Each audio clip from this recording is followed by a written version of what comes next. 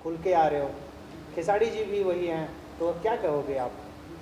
देखिए ये जो चीज़ें हैं ये आज से नहीं, खेसारी जी के साथ भी हमेशा होता रहता है।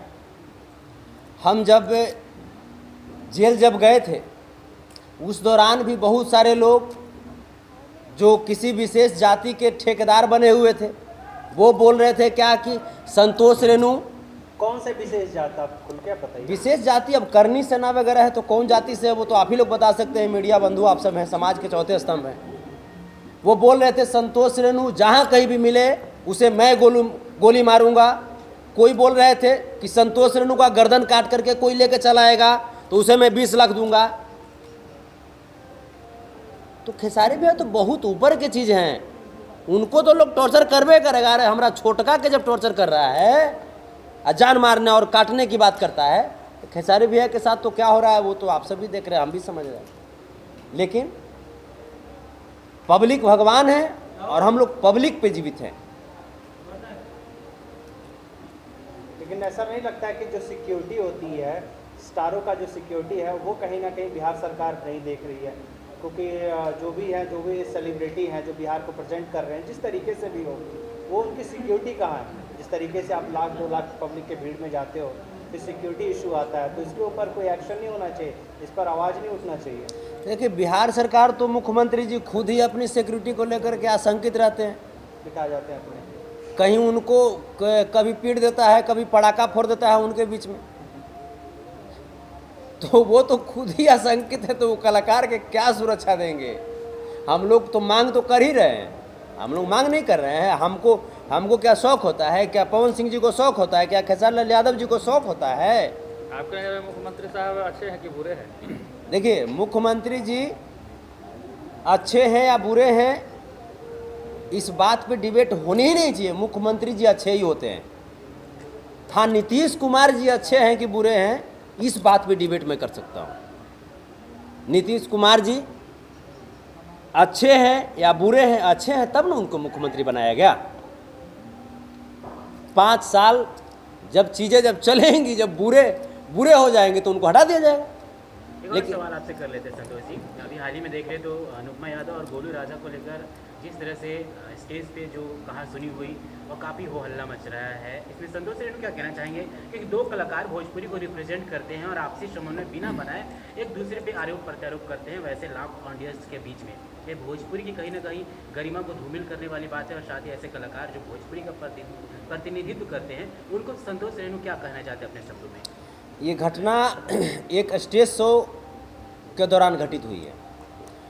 उस मंच पे चंदन यादव, गोलू राजा और अनुपमा यादव परफॉर्म कर रहे थे।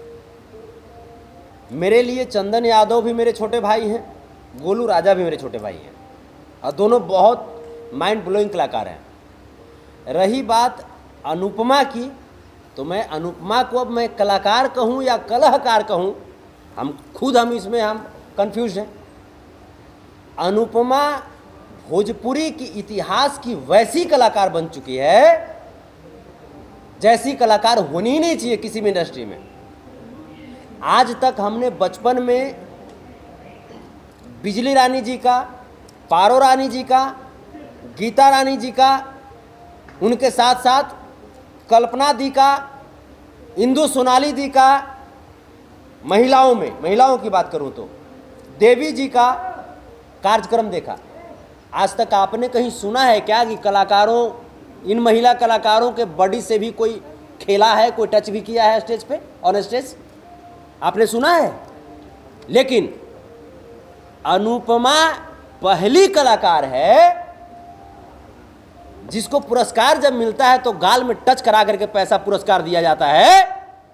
ऐसे कलाकार को भोजपुरी से बाहर करने की जरूरत है। ये कलाकारी की बेइज्जती है, ये कलाकारों को अपमान करने का काम कर रही है। लेकिन ये इनविटेशन तो अनुपमा ने नहीं दिया था ना, वो शख्स बिल्कुल इनविटेशन अनुपमा ने दिया था सर, ये बिल्कुल इनविटेशन अनुपमा का था। आखिर आपको क्या लगता है अनुपमा से खराब गाती हैं क्या कल्पना जी?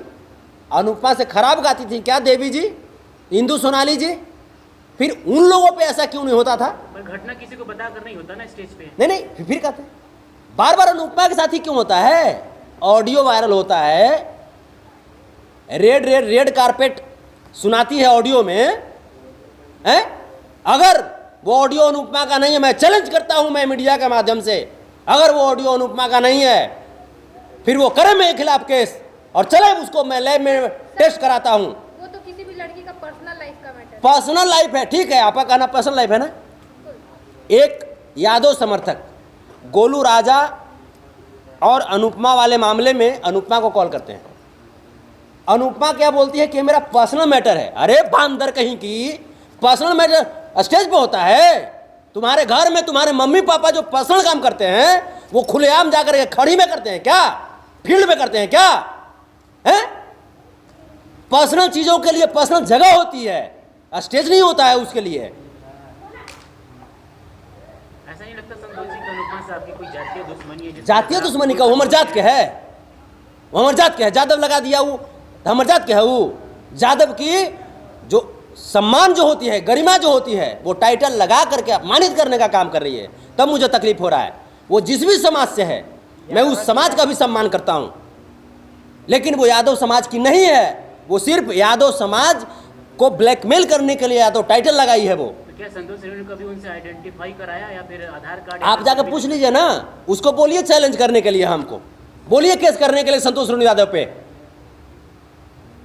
बोलिए। अगर वो यादव है और मैं बोल रहा हूं कि नहीं है, वो केस करे। ठीक है सर, वो यादव नहीं है, लेकिन कहीं ना कहीं वो भोजपुरी इंडस्ट्री के एक कलाकार है, एक गायिका। तो कलाकार है तो मतलब ज्यादा मैंने फिर फंड के है कि कुछ मैंने करवा दीजिएगा टाइटल लगा के।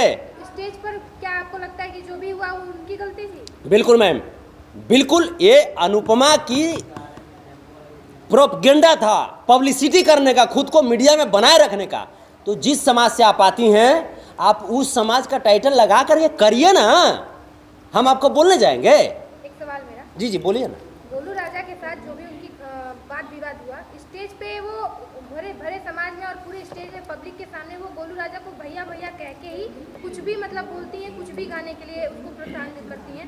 लेकिन गोलू राजा भैया का एक जो, अगर मैंने आपको भैया का तो एक लाज रखेंगे ना, तो वो फिर भी वो एक ही गाना 10 बार दोहरा रहे हैं, आज भर ढील द डोरी जो नीचिल द। तो क्या ये तरीका सही था? हाँ, ये गोलू का तरीका गलत है, ये गोलू का तरीका गलत है। जहाँ पे गलत है वहाँ मैं बोलूँगा कि हाँ गलत है। गोलू यहाँ पे गोलू एक बात और बोला, अनूप को ही बोलता हूँ, बाबू कोई परिपूर्ण है क्या इस धरती पे? संगीत एक सागर है, हम खुद बहुत छोटे हैं, हमसे छोटे छोटे भाई आते हैं और हमसे बहुत अच्छा गाते हैं, हम जीरो बराबर सन्नाटा हैं। तो कोई परिपूर्ण नहीं है। और अगर गोलू को ऐसा लगता है कि वो बहुत अच्छा गाता है तो अभी उसकी मैच्योरिटी में कमी है। और गोलू की उम्र क्या है? गोलू से 3-4 साल छोटा तो हमारा बेटा है, तो मेरे बेटे समान गोलू है। तो मैच्योरिटी में कमी इस वजह से, और नहीं तो बच्चा बहुत अच्छा गाता है, मैं खुद उसका मैं गाना सुनता हूँ, माटी की चीज़ें बहुत अच्छा गाता है। लेकिन गोलू से मैं कहना चाहूँगा कि बाबू इन सब चीज़ों से बचिए और आपको बहुत आगे जाना है। हाल ही में निशा उपाध्याय को भी स्टेज पे मैं यही कहूँगा कि इन सब चीज़ों से बचिए बेटा, आपको बहुत आगे जाना है। आप भोजपुरी इंडस्ट्री का कोहिनूर हो और आपको बनना है।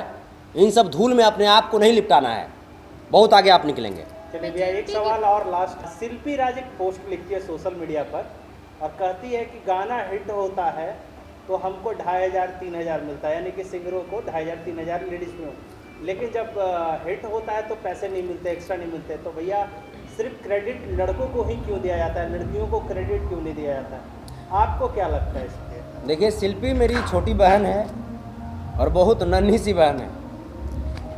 शिल्पी अगर बोली है तो थोड़ी सी तकलीफ हुई होगी उससे, तभी बोली है। आज मुझे गर्व है कि शिल्पी एक छोटी सी घर से निकल करके और पूरे ऑल ओवर वर्ल्ड में एक स्थान बनाई हुई है। ये कलाकार गाएंगे, 51,000 मेरी तरफ से उनको पुरस्कार रहेगा। गीतकार महोदय को जिस दिन मेरा उनका लिखा हुआ गाना 100 मिलियन करेगा, 2.5 लाख रुपया मैं गीतकार महोदय को दूंगा। उनका भी लेवल ऊपर होना चाहिए। खाली गायक महोदय ही खाली चढ़ेंगे मर्सिडीज पे, रेंज रोवर पर, हैं? ऐसे ही हमारी भोजपुरी अपलिफ्ट होगी। पूरे जब तक इन्वायरमेंट को हम नहीं ऊपर नहीं उठाएंगे तब तक हमारी भोजपुरी ऊपर नहीं उठ सकती है। और कोई करे ना करे, हम करेंगे, लेकिन खुशी है कि खेसारी भैया इस काम को कर रहे हैं। 100 मिलियन जब होता है उनका गाना तो वो अपने गीतकार को 1 लाख रुपया देते। थोड़ा आप आगे निकल गए हैं। खेसारी जी ने कहा था कि हमारे गाने के अब हम 2.5 लाख देंगे, तो क्या मान ले इसे डन करें? नहीं, जैसे उनसे आगे हम नहीं निकले हैं, आगे सब दिन बड़े भाई यहाँ रहेंगे। वो एक्चुअली बात क्या है कि जो उनको जो इनकम होता है तो उनका खर्च भी तो ज़्यादा है, तो उनका खर्च ज़्यादा है तो अपना वो 1 लाख में सिमट दिए गीतकार महोदय को। हम भाई नमक रोटी खाए वाला आदमी है, भूंजी रोटी में हम काम चला लेते हैं, तो हमारा ज़्यादा पैसा बचा के हम क्या करेंगे? ऐसे भी देखते हैं कोरोना आता है, लपेट देता है। तो इस चलते कोशिश कीजिए कि धन संपत्ति हो तो वो यूज होता रहे समाज में। तो इसीलिए मेरे पास पैसा जब ज़्यादा आएगा तो मैं दे दूंगा गीतकार महोदय को भी, क्योंकि उनका कहीं ना कहीं बहुत बड़ा कंट्रीब्यूशन होता है, संगीतकार महोदय का होता है और भी लोगों का होता है, तो उनको भी ऊपर उठने का हक है। यानी कि 2.5 लाख रुपए हो गए फिर। और 51,000 जो फीमेल सिंगर हैं उनको कैसे हटा दीजिएगा? जी 5.5 लाख रुपए। उसके भोजपुरी में एक नया वादा करके जा रहे हैं संतोष रेणु जी कि वह उनके जो भी गाने 100 मिलियन क्लब को छुएगी, वह 2.5 लाख गीतकार को, 2.5 लाख संगीतकार को, करीब 10 लाख रुपया हम बांटेंगे। लेकिन सर और हर बार नहीं, हम ऑन कैमरा बोल रहे हैं। संतोष रेणु यादव जो बोलता है वो करता है, ऑन कैमरा में बोल रहा हूँ। 100 मिलियन जितना बार जाएगा, कोई लोग ऐसे नहीं होंगे जिनका चेहरा नहीं मुस्कुराएगा, ये मेरा वादा है। लेकिन यादव वाले गाने जा सकती है आप नहीं, आप यादवों की ताकत को इतनी कमजोर मानते हैं क्या? आप यादवों की ताकत को इतनी कमजोर मानते हैं क्या? उसमें इसलिए यादव वाली गाने से 1000 मिलियन जाएगा महाराज। आप जिसे कहाँ बैठ गए? यादवों की संख्या इतनी कम है क्या? आप देखिएगा, यही गाना जाएगा और मैं ही गाऊंगा और 500 मिलियन जाएगा। अहिर का गाना, ईरान का गाना, देखिएगा। मेरा चैलेंज है आपसे। तो लास्ट में उसी अंदाज में हो जाए वही गाना जो हरियाण वाला है। हर एक जेल भेजाओ, चाहे सेल कराओ, चाहे बांध दे हाथ कड़ी। हर जेल भेजाओ, चाहे सेल कराओ, चाहे बांध दे हाथ कड़ी। कि हई अहिर के असली बेटा, मोछ पर फर्क ना पड़ी। ये गाना संतोष रेणु ऑफिशियल से है और आप सब का बहुत बहुत धन्यवाद कि आप सब इस गाने को इतना पसंद कर रहे हैं। तमाम मीडिया बंधुओं का, हमारी बहन का बहुत बहुत धन्यवाद कि आप समाज में इतनी आगे बढ़ रही हैं और हम सबों के साथ कंधे से कंधे मिला करके समाज की जो विकास की गति है उसको और चौगुना कर रही हैं। आप सबों का तहे दिल से आप चैनल का